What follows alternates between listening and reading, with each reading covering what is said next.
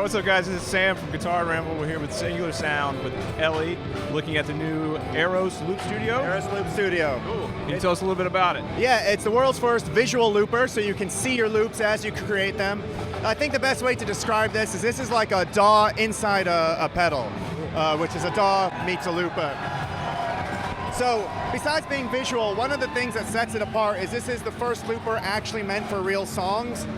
In almost every looper, if you have, say, 2 or 3 tracks, you have to have a choice. Do you do them sequentially, one after another, or do you do them all at once, but not both? The Aeros has song parts, and in each song part, you could have tracks that play at the same time. So let me show you. We have 2 main modes of looping. We have 2x2, which is 2 song parts, and each of those song parts have 2 tracks, and 6x6, which is 6 song parts, and each of those 6 song parts have 6 tracks. There's a total of 36 tracks. There's some trade-off. In 6x6, you have to select which track you want to record, play, overdub before doing so, and in 2x2, you have immediate access to all your tracks. Let me show you 2x2 first. So here we are. I'm just going to use my voice, not at all musically, to demonstrate the waveforms. We're recording our first track. This clock will show you the number of tracks that you've got recorded. These are your beat lines. The white is your measure lines. I hit play. White is the measure lines. Red is the end of the loop. I've recorded my first track, and I can overdub on top of it. So you see, as you make different sounds, it completely changes the look of the waveform, so you know when your overdub is coming up. And I can record my parallel track right here. We'll make this one much shorter. This is only 2 bars, so red is the end of the loop, white is your measure marker. So let's say you didn't like this overdub on the first track. You can hold to undo that overdub, and let's completely redo that overdub right now. Or if you didn't like anything you did, you can hold, it undoes the overdub, you continue to hold, it undoes the bottom layer as well. And now everything is undone. You can record on top of it, or you can hold to bring it back in reverse order. So I brought back the bass layer, I brought back the overdubs. And you can have as many overdubs as you want. This is your master volume controller, so hands-free, you can control the master volume, and this will let you know if you're clipping. If you're clipping, this will flash red, and you'll know to turn your instrument down. So everything we did here, all these overdubs, all these parallel tracks, this was in the first song part. This little dot right here is telling you that you are in song part 1. I can tap to go to the next part. At the end of the bar, I am now in song part 2, and I'm recording my chorus. And of course, you can overdub just as you did there. Record your second track, and you can move back to the first just as you went to the second. And at the end of the bar, everything is in time, if you choose to set it up that way. And now we're back in our first song part. Now let's say one of those tracks was too loud. I can hold down and I can enter the mixer mode. Live, I can adjust the volume of each individual track. So if I thought the rhythm was overpowering, my melody, I can adjust that. I can mute it from the mixer mode if I want. And now you see the track is gray, so it's very visual, it's very color-coded. There's no guessing here, this is muted, this is your selected overdub, there's the layer underneath it, just at a glance, where you are in your music and what's going on and what you're doing. I can unmute it, and here it is, it's back. Tap, and at the end of the measure.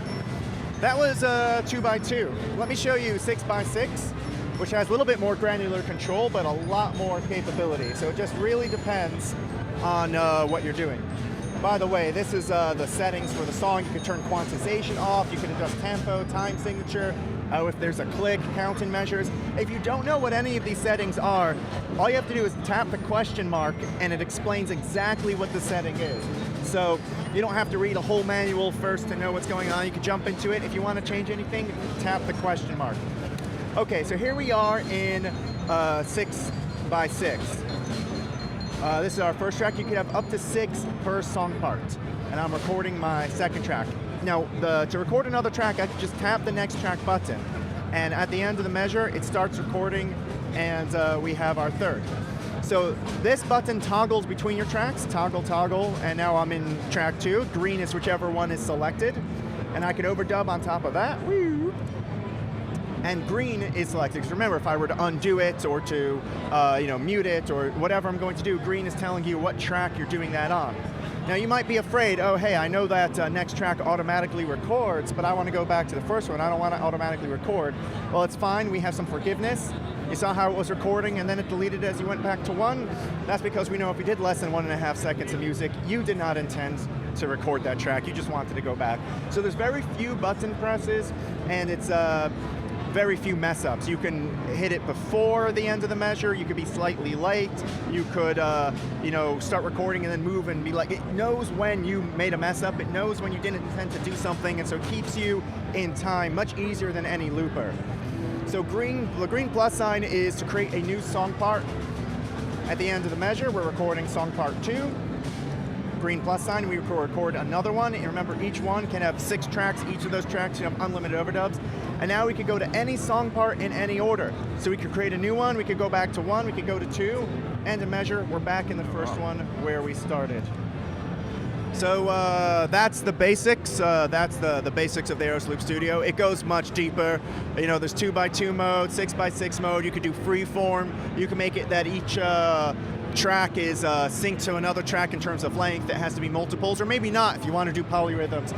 So we're releasing new updates all the time, and one of the things that makes this special is it connects to the Wi-Fi, and if you just press update on your pedal, we'll let you know if there is an update, and you can update it right here, get the latest features. We're releasing features about every 2 weeks, because what we've discovered is we don't get a bunch of people asking for the same feature. Every single person wants a unique way of looping, and we're doing our best to accommodate that. So we are having features come all the time, and there's no need to search online, look on the computer, transfer files. You can just update it right there on your pedal and have the latest features as we come out with them. Very cool. What is the Bluetooth functionality? The Bluetooth functionality is for some features that haven't been released yet, and I can't talk about them, but let's just say they don't exist in any other looper, and you probably are not guessing what they are. You'll see it soon. Okay. You'll see it soon. You're gonna have an announcement. Go to singularsound.com, sign up, and we'll let you know. Cool. One last thing, the in and outs, what do we have available? So we have stereo in and stereo aux in as well. Stereo main in and stereo aux in. Okay. So you could have up to 4 mono inputs or 2 stereo inputs. Okay. It's 24-bit recording, 32-bit floating processing, and it's 3 hours recording time mono, 1.5 hours recording time stereo. That's per song. With an SD card, you could have up to 48 hours of recording time on the SD card. So, and then of course you could transfer those to your DAW if you made a bunch of loops you really liked and you want to send them to a friend, or you want to further edit them, or whatever you want to do. Save them onto the SD card, transfer to the computer. You can mess around with them, you can even transfer them back. It's 48 hours with an SD card, and there is some internal memory as well. So you don't need an SD card to get going? No. It's SD card optional, but if you're planning on having many hours of recording, or you want to move between your DAW and your Aeros, then an SD card would be advisable. Very cool. Well, thank you. Singularsound.com? Singularsound.com. Awesome.